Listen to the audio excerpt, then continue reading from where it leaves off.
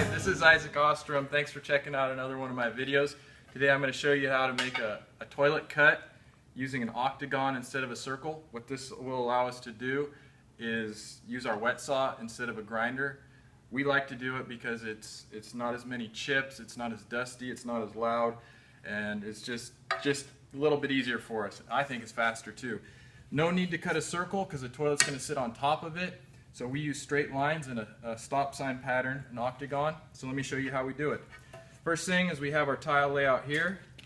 I'm going to go over to the toilet hole. This orange circle is representing the toilet flange. I'm going to go right up to it, and I'm going to put my little marks right here. What I'm going to do is eyeball a 1/4 inch pass just to give me breathing room on both sides. If you're a tile guy, you probably know what a 1/4 inch looks like. If you're not, use your measuring tape. Here we go. I'm going to do the same thing going this way. Now I'm being careful to leave my grout joint here to get the right line. Add a 1/4 inch. Mark it, add a 1/4 inch. Okay, so I got my marks where I need to go now. Now I'll draw a box where we need it. Okay, now I got a framing square. You can also use a big speed square. They make these but bigger. You could also use that. Framing school, I never do a floor without a framing square.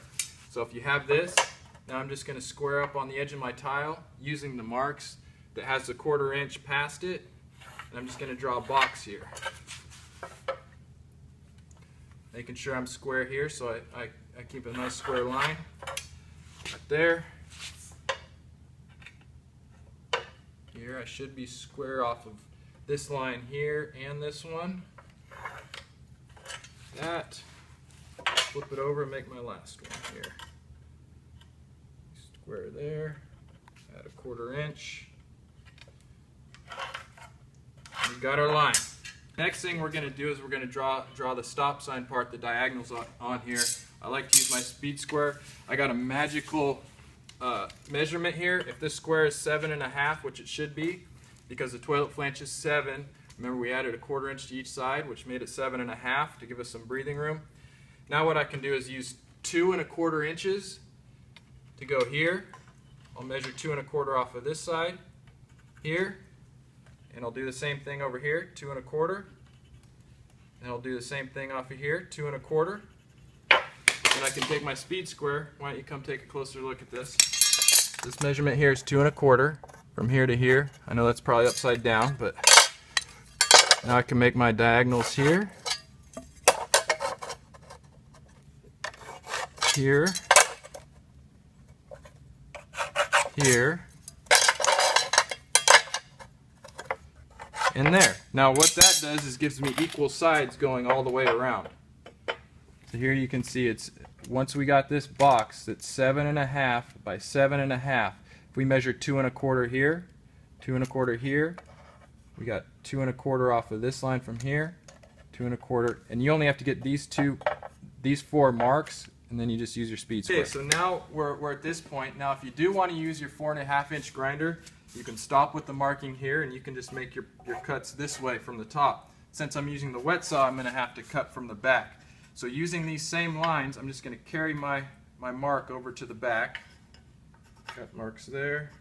I already have these marks. Make sure you use the line that you added the 1/4 inch to. Now I got my line there. And I'm just going to do the same thing that I did on the front, on the back. So I'm going to take this. And a lot of times, see this grid pattern on the tile? A lot of times these lines are going straight and they're crisscross, which makes it real easy. You don't even have to use a square, just use those lines as a guide. But since these are diagonal, I'm just going to use my framing square again. Come over, do this one. There's that line there. Flip it over. Got this line here. And I can still use these triangles a little bit as a guide. Got that. Now I'm going to do my 2¼ 2¼ 2¼ 2¼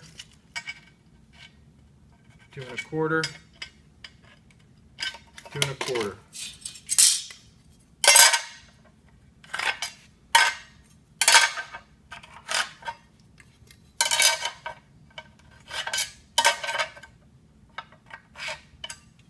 one, that one, that one. We've got all 4 sides. Again, I've had people say to me, oh, I don't want to mark the back of the tile. Well, you can see that took me about 30 seconds to mark the back. Not a big deal, as long as you carry the line over from the other side and don't have to remeasure. So now, this side is an exact mirror of this side. Okay, so now we're coming to the wet saw here. I have an old Target wet saw.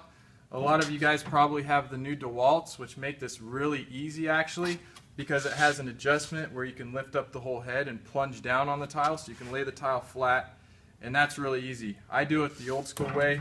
My old Target doesn't do it, but it cuts straighter than yours. So here we go. I'll show you how I do it. I sometimes take the tray off if I need to get to the cut that I need, but I'll show you how I start cutting it.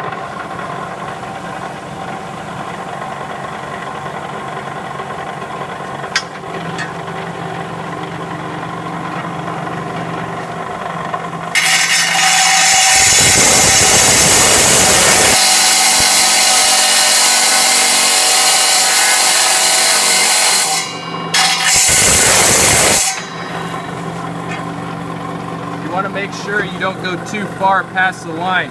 You can even hold your finger on the back side to make sure you don't go past where you want to go.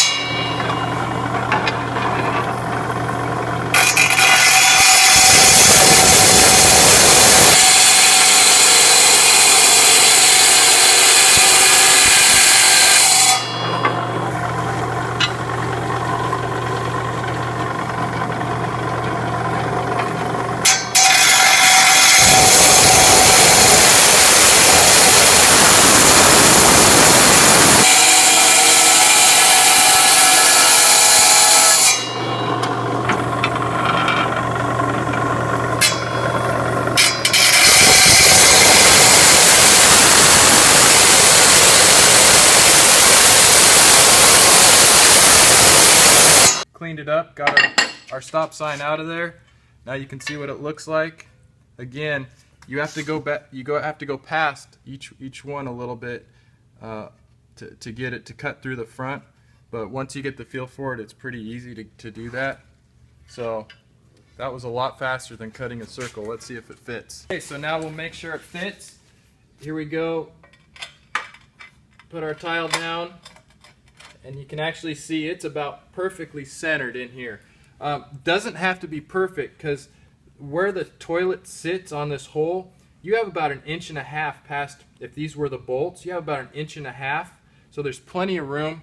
If your cut went a little bit long here and here and here, it doesn't matter. It's going to get covered up. Nobody's going to come in and look at your tile job after the toilet's in and notice anything like that. You're never going to see it. So that's the way we do it. That's the way that is faster for us, cleaner for us. You can see the whole thing start to finish was probably about 10-15 minutes. I don't know. I didn't count. But yeah, this gives people a lot of trouble, especially when they're trying to use that grinder and you get the vibration, and you'll end up breaking a lot of tiles that way. This way you can use your wet saw, don't have to get the dust, don't deal with the chips and everything. And so there you go. I hope you learned something today, and keep watching my videos, subscribe. I really appreciate all you guys. I really enjoy talking tile with you and other business things, how I got my tile business going. But yeah, have fun with it, work hard, and we'll see you next time.